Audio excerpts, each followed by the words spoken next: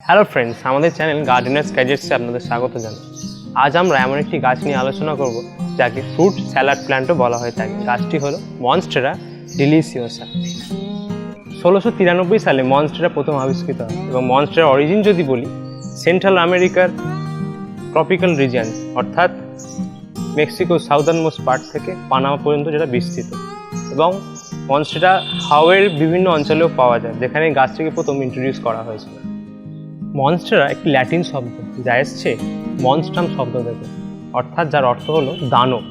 আপনারা তাহলে বুঝতেই পাচ্ছেন যে গাছটা ঠিক কতটা বাড়তে পারে। আর যদি বেড়ে ওঠার কথাই বলি, এই গাছটা প্রায় 4.6 মিটার অবধি বাড়তে পারে, যা পৃথিবীর সবচেয়ে যে লম্বা জিরাফ, যার হাইট 5.7 মিটার, তার থেকে একটু কম।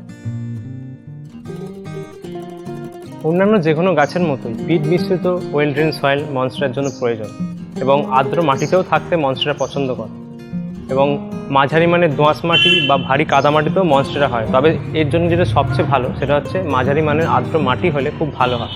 এবং মনস্টেরার যে পিএইচ ভ্যালু মাটি, তা হচ্ছে 5.5 থেকে 7, অর্থাৎ অ্যাসিডিক অর নিউট্রাল।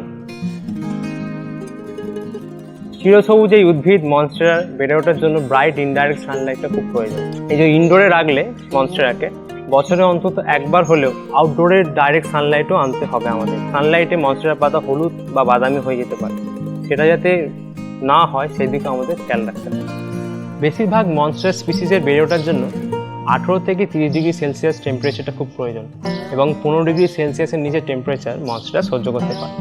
তাই শীতের দিনে আমাদের বিশেষ করে খেয়াল রাখতে হবে এই গাছটা। গ্রোয়িং সিজনে কিছুটা মাটি শুকিয়ে যাওয়ার পর 1 থেকে 2 সপ্তাহ অন্তর অন্তর আমরা মনস্টেরাতে জল দিতে পারি, এবং শীতকাল আর শরৎকালে মাঝে মাঝে জল দিতে পারি। এবং ফিল্টার ওয়াটার যদি মনস্টেরাতে দেওয়া যায় তাহলে এই গাছটা খুব উপকৃত হয়। মনস্টেরাতে ফার্টিলাইজার হিসেবে আমরা ব্যালেন্স লিকুইড ফার্টিলাইজার ইউজ করতে পারি, এবং 1 গ্যালন জলে 1/2 টিস্পুন ফার্টিলাইজার মিশিয়ে মনস্টেরাতে দিলে সেটা মনস্টেরার জন্য খুব ভালো। মনস্টেরার ক্রমবর্ধমান রুট সিস্টেমের সাপোর্টের জন্য প্রতি 2 বছর অন্তর অন্তর মনস্টেরা রিপোর্টিং করাটা খুব দরকার। মনস্টেরা যেহেতু একটি বড় আকৃতির প্ল্যান্ট, তাই এর বেড়ে ওঠার জন্য আমাদের কোনো বড় আকৃতির পাত্র বেছে নিতে হবে, এবং নিয়মিতভাবে মনস্টেরা পাতা ছাঁটাই করতে পারে, প্রপার যাতে শেপ নিতে পারে।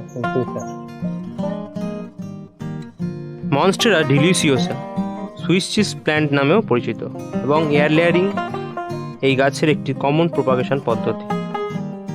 এর নিচে একটি ছোট্ট এরিয়াল রুট শনাক্ত করুন। মূলের নিচে একটি খাঁজ কাটুন, যা স্টেমের ব্যাসের প্রায় 1/3।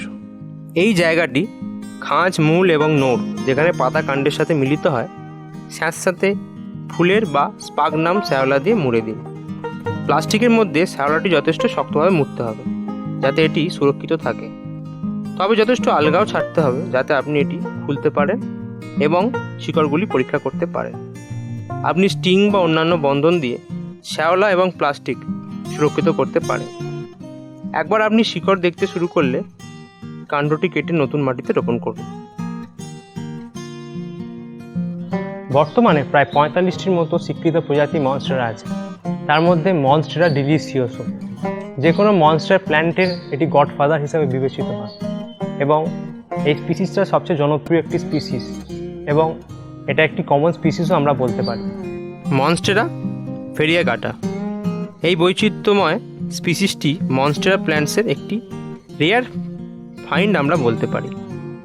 উদ্ভিদের ক্লোরোফিল গঠনে একটি মিউটেশনের কারণে পাতাগুলিতে সাদা বা ক্রিম রঙের মার্বেল প্রভাব রয়েছে। বৈচিত্র্যের ধরন বা আকারের ওপর নির্ভর করে এই প্রজাতিটির কয়েক শত বা হাজার হাজার ডলারও দাম হতে পারে। মনস্টেরা ওবলিকা এই প্রজাতিটি অত্যন্ত বিরল একটি প্রজাতি এবং খুব এক্সপেন্সিভও বটে অন্যান্য মনস্টেরা ফ্যামিলি থেকে, যা এটিকে আলাদা করে। এই প্রজাতির পাতাগুলো 90% পর্যন্ত কাগজের ন্যায় পাতলা হয়, যা এই প্রজাতিটিকে সূক্ষ্ম আকর্ষণীয় করে তোলে। বেশি করে যত্নের প্রয়োজন হয় এই প্রজাতিটির। মনস্টেরা অ্যাডানসনি মনস্টেরা ডিলিসিওসার তুলনায় এটি একটি ছোট ভ্যারাইটি। মনস্টেরার এই স্পিসিসটির পাতায় সুন্দর গর্ত দেখা যায় এবং এর পাতা ঘন ও রুক্ষ হয়। মনস্টেরা ডিলিসিওসা বা সুইস চিজ প্ল্যান্ট দেখছেন, ইনডোরে খুবই পরিচিত একটি ডেকোরেটিভ প্ল্যান্ট, তবে বাড়ির পোষ্যদের থেকে এই প্ল্যান্টকে দূরে রাখলেই ভালো, কারণ মনস্টেরার পাতা পোষ্যদের জন্য টক্সিক। মনস্টেরা নিয়ে এতক্ষণ যা যা বললাম আশা করি বন্ধুরা আপনাদের খুবই ভালো লেগেছে, এবং এই মনস্টেরা প্ল্যান্টটি আপনারা খুব সহজেই ইনডোরে রাখতে পারবেন এবং এর কেয়ারও নিতে পারবেন। এবং আশা করি যদি ভিডিওটি আপনাদের ভালো লেগে থাকে অবশ্যই লাইক করবেন এবং শেয়ার করে অন্যদের কাছে পৌঁছে দেবেন। ধন্যবাদ।